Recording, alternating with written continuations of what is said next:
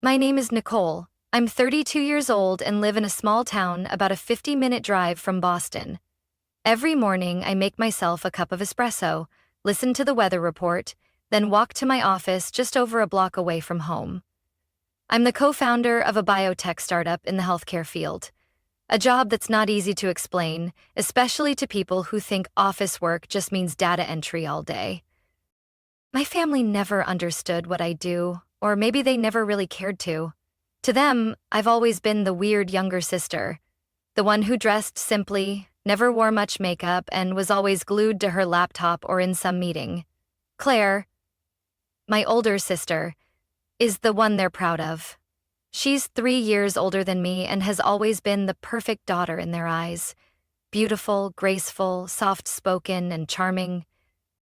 Even in family photos, I was just a faint shadow behind Claire's spotlight. On Thanksgiving or Christmas, relatives would gather around her with praise. "Claire, you look stunning in that dress." Or, "Claire, your new boyfriend's a doctor. Impressive." And me? If anyone even remembered I existed, the line was always, "Nicole, yeah, she's doing something in biotech, I think." They spoke as if I were a footnote at the bottom of the page. I used to think if I worked hard enough, if I stayed behind the scenes and carried the load, then one day my parents would finally see me and be proud just like they were of Claire. But no, all the attention, all the expectations, all the compliments, they were always hers. And me? I was always distant, dry, hard to talk to. They never knew I'd stayed at the office until midnight handling a crisis for a public health project worth nearly $2 million, 0 cents. They never asked how it felt to build a company from scratch with 3 college friends. When people ask about my family, I just give a faint smile and say, "We haven't spoken in a while. It's nothing." Not because I'm hiding something, just because there's nothing left to say. We haven't talked in over 2 years. No texts, no calls, no birthday wishes. Just silence, like a broken line nobody bothered to reconnect. I used to believe family was the place you could always return to. But one day, on my mother's birthday, that belief shattered. It was late March. I had just closed a successful funding round with an investment firm from New York. I planned to take 3 days off and fly back early to help my parents prep for Mom's birthday, like I always did. Nothing fancy. I just wanted to help out, like always. When I called to let them know, it was my dad who picked up. "I'm planning to come back early. Let me know if there's anything you need me to pick up or prepare," I said. I still remember his voice. Not angry, just strange. A short pause, then he cleared his throat. "Nicole, if possible, don't come home this year." I froze for a second, thinking maybe he was worried I was too busy with work. "It's okay, Dad.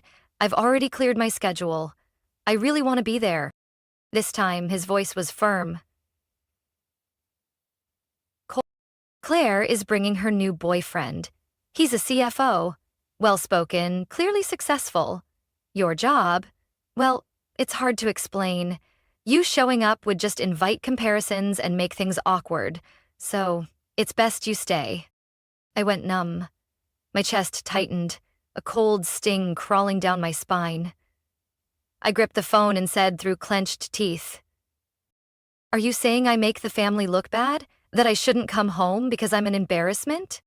He didn't take it back. In fact, he doubled down. "If you insist on coming, then don't call me your father." Then he hung up. No hesitation, no second thoughts. My apartment went eerily quiet. The espresso cup in my hand had gone cold. I stared into the empty air like the world had cracked open with a single sentence. I didn't cry. I just sat there. And for the first time in my life, I realized something. I was no longer part of the family I had tried so hard to hold together. I sat there in my familiar armchair by the window, early spring sunlight pouring through the white curtains, unable to warm the chill inside me. My father's words echoed again, clear and final. "If you insist on coming, then don't call me your father." I looked down at my hands. My fingers trembled, not from anger but from something deeper, the breaking point. I had always thought that even if I'd never be loved like Claire, at least I was still their daughter. Turns out, I wasn't. I stood up and walked to my desk. Without hesitation, I opened my laptop and logged into my banking app. For over 2 years, I'd been sending money to my parents every month, covering their electric bill, water, internet, even cable. Nearly $600, 0 cents a month, not counting the extra I'd send when Mom said the fridge broke down or Dad's car needed work. They never asked if I could afford it. They just said, "Claire's struggling after switching jobs. If you can help, that'd be great." And I helped, quietly, as if it were my duty. As if responsibility were some invisible contract I'd signed the moment I started earning. I opened the transaction history and scrolled. The total popped up. $15,720, 0 cents. My heart sank, not because I regretted it, but because even after all of that, I was never enough. I hovered over each bill: electric, water, internet. Click. Then another. Notifications popped up. Auto payment canceled successfully. No alarms, no warnings, just silence. Just like how I'd always existed in my family. That night, I couldn't sleep, not because I was angry, but because I kept thinking about how everything unfolded. About what my father said. About how my entire family was willing to cast me aside just to impress Claire's new boyfriend, a man I hadn't even met. I'd been compared all my life, but this was the first time I was publicly rejected. As if my existence was an inconvenience. Mom's birthday came quickly. I didn't call. I didn't send a card. I didn't post anything online, not out of spite, but because I couldn't pretend anymore. At exactly 5 p.m., as I sat on my balcony sipping peppermint tea, my phone buzzed. It was my mom. I stared at the screen for a few seconds, then let it go dark. A message came in right after. "Nicole, why is the power out? Can you check for us?" I set down my tea and opened the next message from Dad. "No water, no internet, call the providers, your mom's freaking out." I sat in silence, eyes fixed on the tree line out back. No anger, no pain, just an eerie calm. They didn't ask, "Are you okay?" Not a word about the phone call. They just wanted me to do what I'd always done, clean up the mess. Then came a text from Claire. "The internet's down, guests are coming, and Mom is almost in tears. What's going on?" I picked up my phone and typed. 3 weeks ago, Dad told me if I insisted on coming home, I shouldn't call him my father. I'm just doing what he asked. If this is inconvenient, maybe find someone you're not ashamed to introduce. I didn't send it. I deleted it. Not because I regretted it, but because I knew no matter what I said, they'd only hear what suited them. I set the phone down, leaned back in my chair, and closed my eyes. My little apartment was still and quiet. No complaints, no judgmental looks, no demands. The next day, Claire left a voicemail. "Mom's been crying since last night. Do you know how important yesterday was? My boyfriend met the family for the first time, and everything got ruined. You're so selfish." I listened to the whole message, then turned off my phone. For years, I hadn't been selfish enough. Now it was time. I opened my work email and checked the weekend operations report.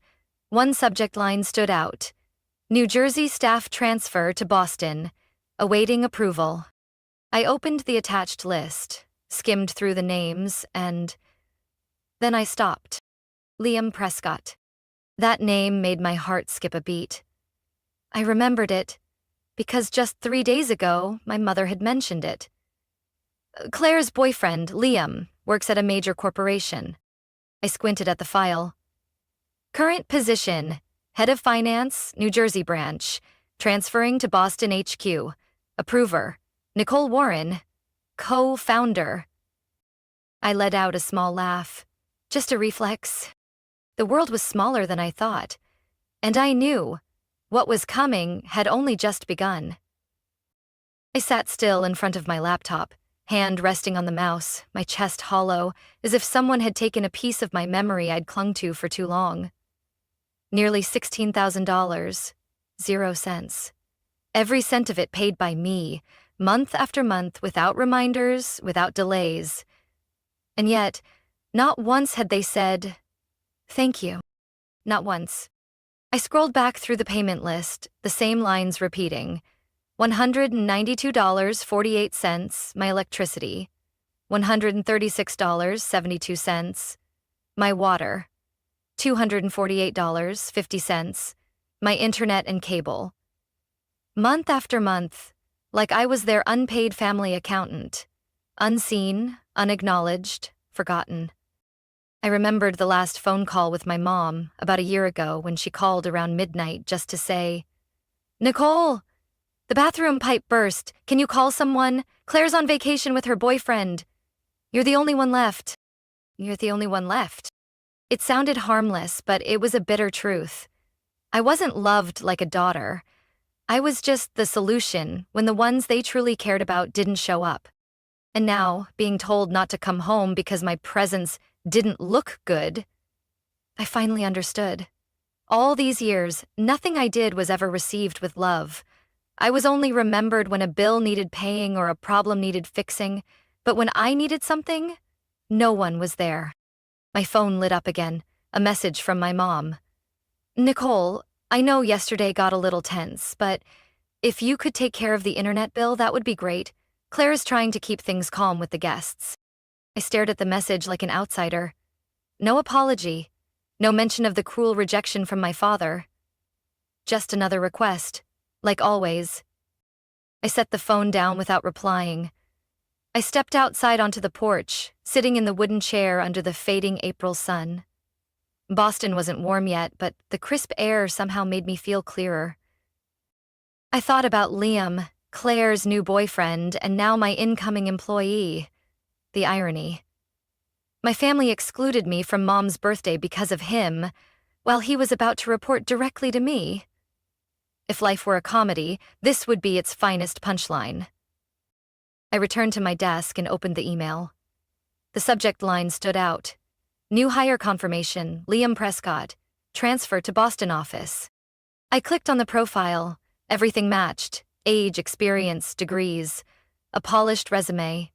Exactly the kind Claire would go for. Educated, established, charming on paper. I looked at the attached photo. Something familiar. Then I remembered. We'd briefly met at a conference about 6 months ago. He shook my hand and politely called me co-founder Warren, but neither of us made the connection. Or rather, I never cared enough about Claire to know who the man beside her was. Now I had a choice. Approve the transfer, or deny it. But I knew I didn't need to do anything. Life had already written the perfect script. I just needed to sit back and see what would happen when Claire found out her boyfriend reported to the sister who embarrassed the family. The next day, Liam arrived at the office. He stepped into mine with a folder, his face slightly tense. When I looked up, his eyes paused on me, then widened in shock. "Nicole?" he asked softly. I smiled faintly, calm and composed. "Welcome to Pacific Genomics.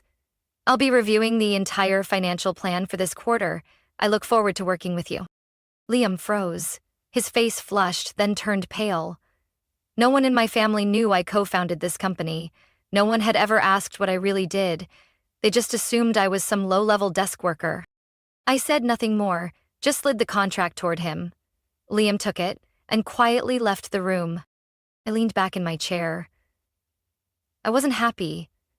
I wasn't sad. I just felt like the wheel had finally turned. And this time, I didn't have to say a word. The truth had spoken for itself. The morning of my mother's birthday, the Boston sky was unusually gray. A thick fog hung in the air, making everything look blurred, like the world itself was bracing for something to unravel. I poured myself a strong black coffee, sat by the window, and stared at the empty yard. I didn't plan to do anything. No texts, no calls, no birthday post. I just wanted things to play out exactly as they were, without me. At 9 a.m., my phone buzzed. First message from Mom. Nicole, sweetheart, I think the power's out. Can you check for us? It's an important day. I placed the phone face down on the table. Same tone. Sweet, gentle, like nothing had ever happened. Like I hadn't been told by my father that I embarrassed the family and shouldn't show up. 15 minutes later, a second message. This time from Dad. Still no power. Water's not running either. Is something wrong with the payments? Call the provider now. Short, cold, no concern, no mention of me being excluded from the party. Just a command, like I was still their logistics manager. I sighed. For 2 years, I'd never missed a single payment. Electricity, water, internet cable. I canceled them all, one by one, the night my father hung up, and severed everything, because I was hard to introduce. And now, on the very day Claire was introducing her boyfriend to the family, the house was in chaos. No electricity, no water, no internet. Exactly as expected. By 11 a.m., the messages came flooding in. Mom, Nicole, please, I'm begging you. Guests are arriving, can you just help this once? Dad, no electricity, we can't cook. Where are you? Take care of this now. Claire, seriously, Nicole, today is special. Mom's about to cry. There's no internet, I can't call anyone. I'm losing it here. Can you stop being selfish?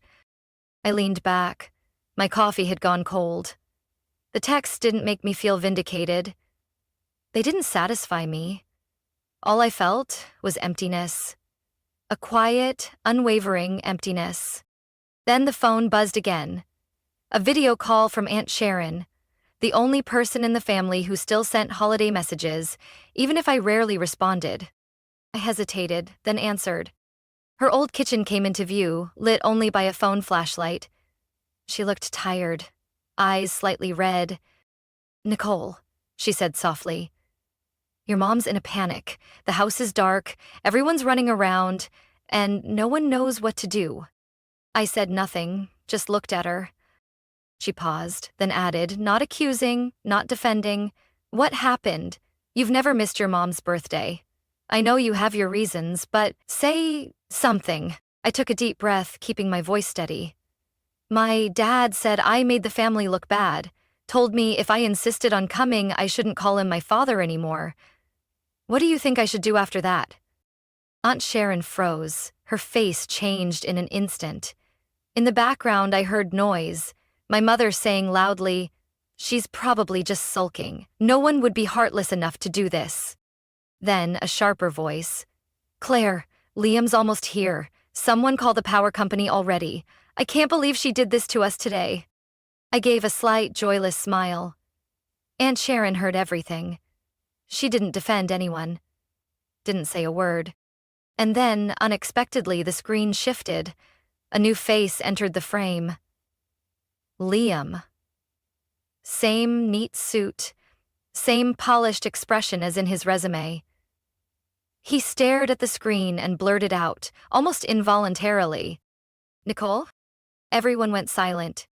You're Nicole Warren, the one who runs Pacific Genomics? I nodded, eyes steady. A long pause. Then Liam turned to everyone in the room. She's my direct superior. And the one who approved my transfer to Boston. Stunned silence. Claire's jaw dropped. My parents froze. No one said a word. I calmly replied, hope your introduction today goes well. Then I ended the call. After the call, I set my phone down without another word. Outside the window, the dim afternoon light filtered weakly through the thick gray clouds. Everything around me was so quiet, it barely felt real. No voices, no follow-up texts, no calls. Just me and a strange, weightless sense of relief, after a truth revealed not by me, but by them. I didn't need to expose anyone, I just stayed silent and let everything unfold exactly as it was meant to. Liam had confirmed it clearly. I was his superior, the co-founder of Pacific Genomics, the company they assumed I was just some desk worker for. In that moment, my family's kitchen became a stage where the masks fell, one by one, and no one could stop them. And Claire, my sister, the one who once whispered to Mom that Nicole should pick a job that's easier to introduce, now stood frozen beside a birthday cake that hadn't even been lit.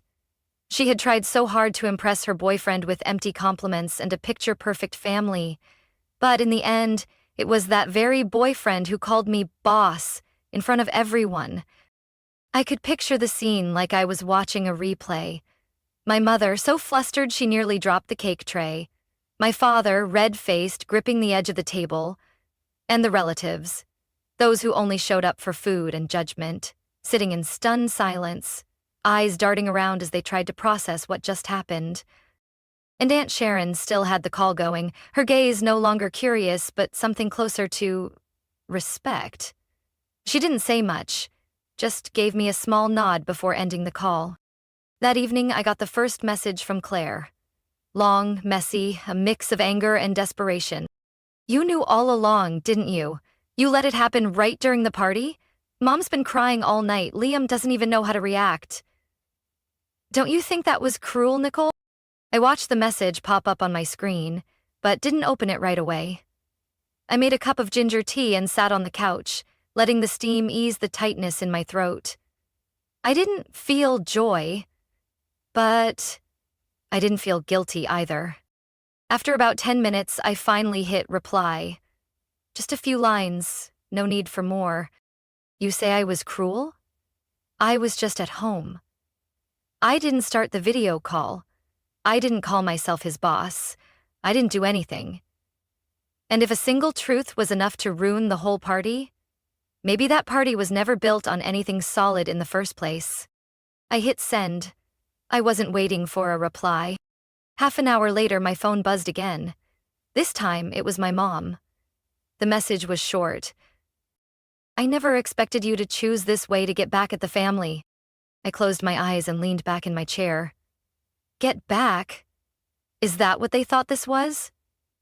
I just remembered being shut out of a family event, having my role as a daughter dismissed because my job wasn't impressive enough.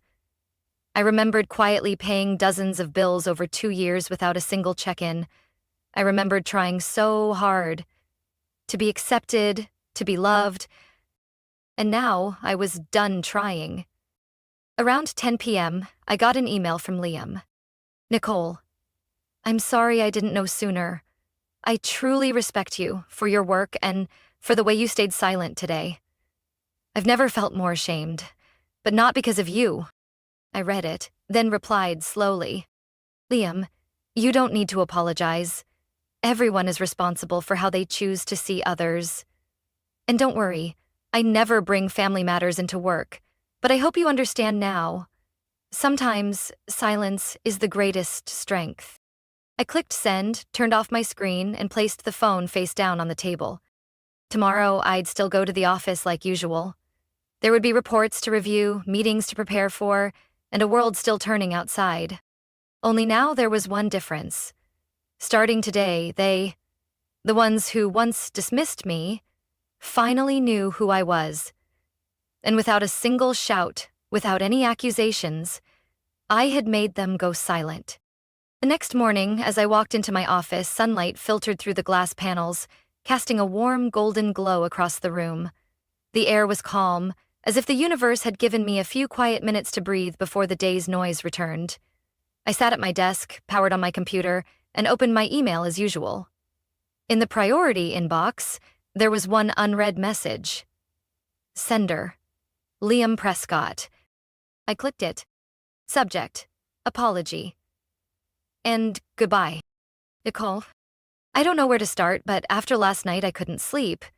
I've been thinking. What happened probably shouldn't have happened in front of so many people, but at the same time, I feel a strange sense of clarity, especially about you. I'm not ashamed that you're Claire's sister. I'm ashamed that I didn't see her true self sooner. I can't stay in a relationship where basic respect doesn't exist. As of today, I'm ending things with Claire. Thank you for staying silent yesterday. And thank you for the way you lead. Quiet but strong and fair. Liam.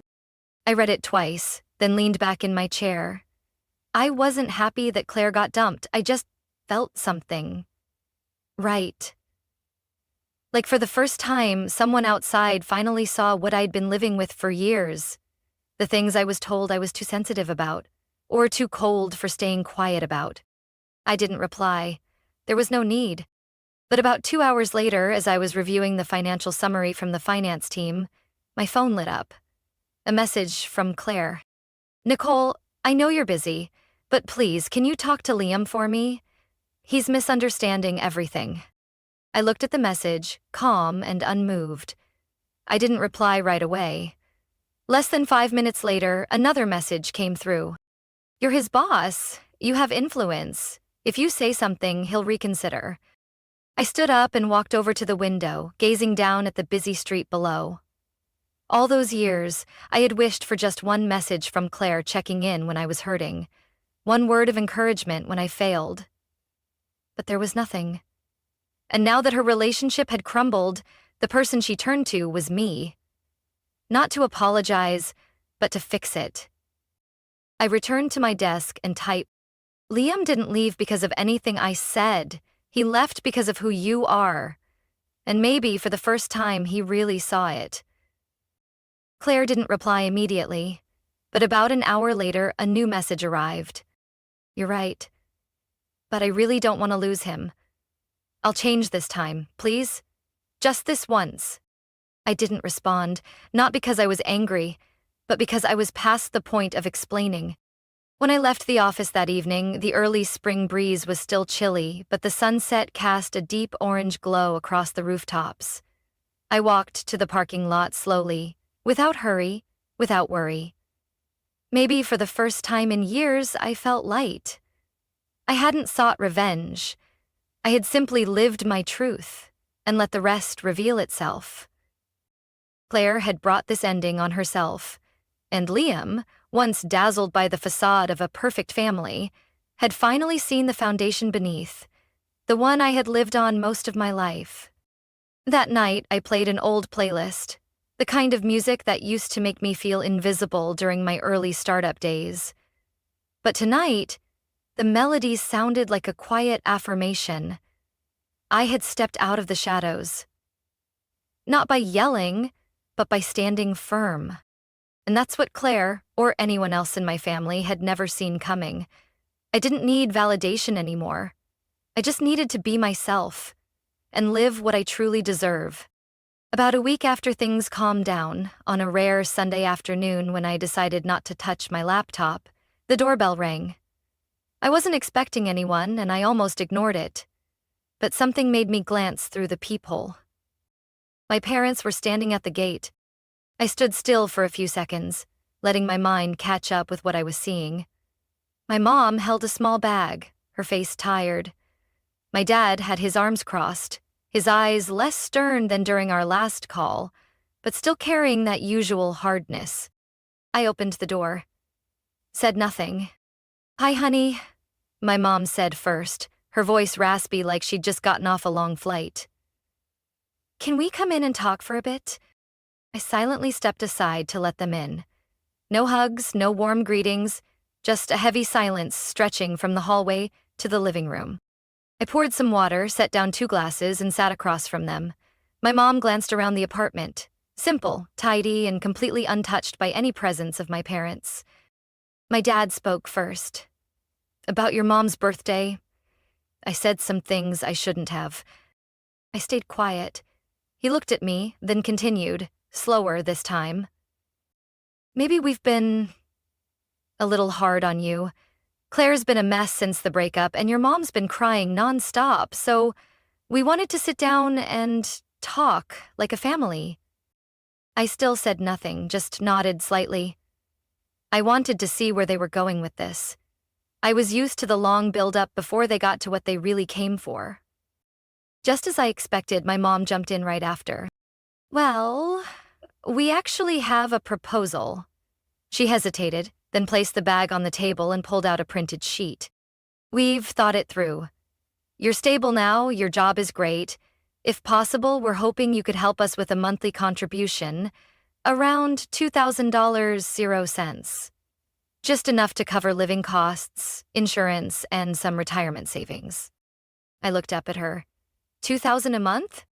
My dad jumped in, as if afraid I'd misunderstand. It's not much for someone in your position. We're family, Nicole. I sat up straighter and kept my tone steady. What about Claire? My mom hesitated. She's not doing well after the breakup. She's down. Work's not going great. We can't pressure her. I let out a soft laugh, not out of bitterness, just because it was all so familiar. Claire was always the one who couldn't be pressured, and I was always the one who could handle it. I looked directly at them. If Claire agrees to contribute her part, $1,000.00 a month, I'll cover the other half.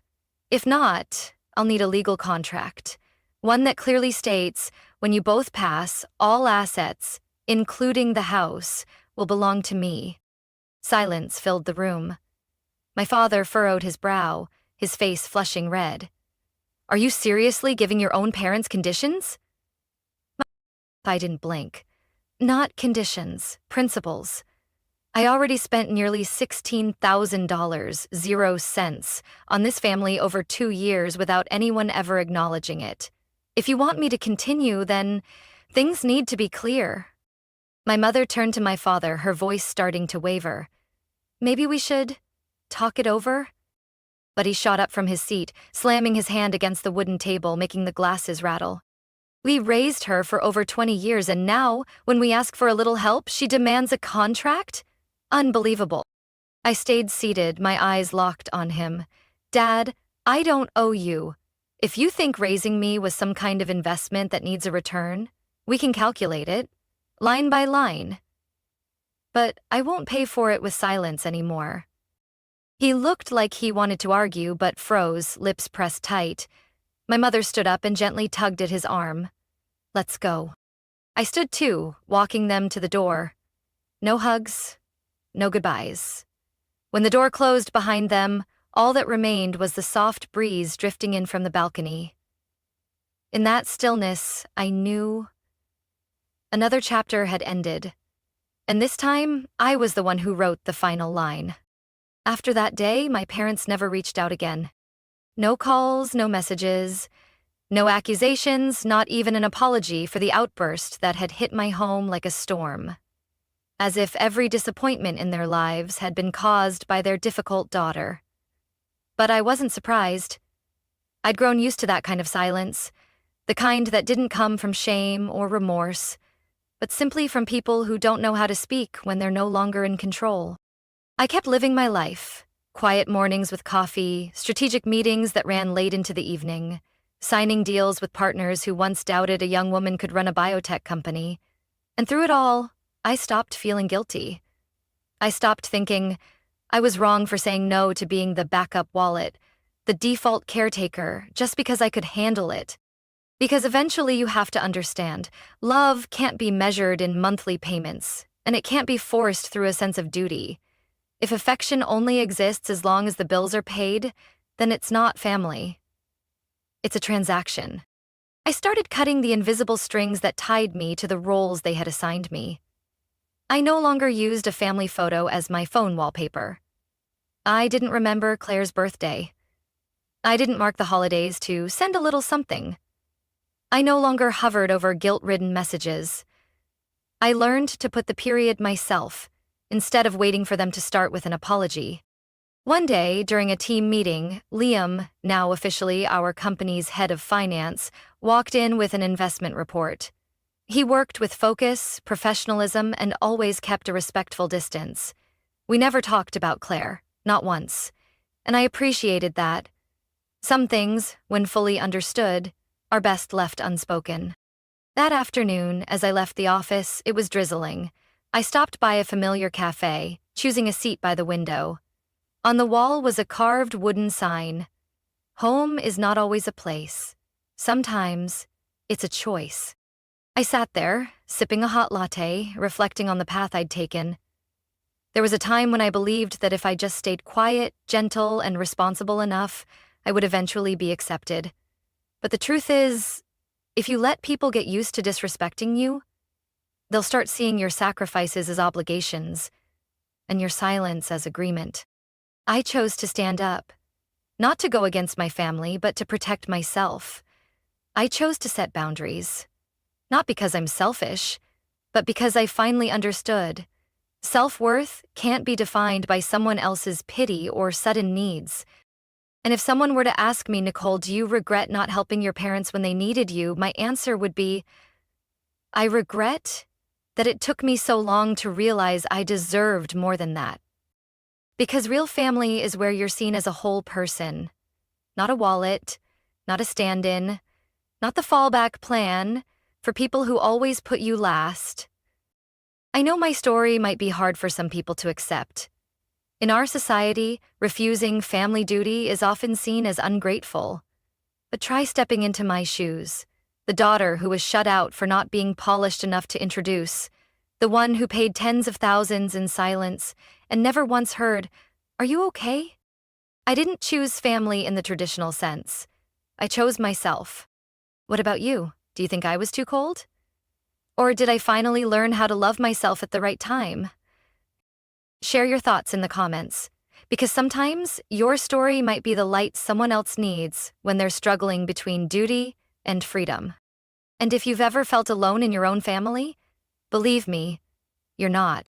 Nicole's story is a powerful reminder that no one is obligated to sacrifice themselves for a relationship that only carries the label family but lacks respect.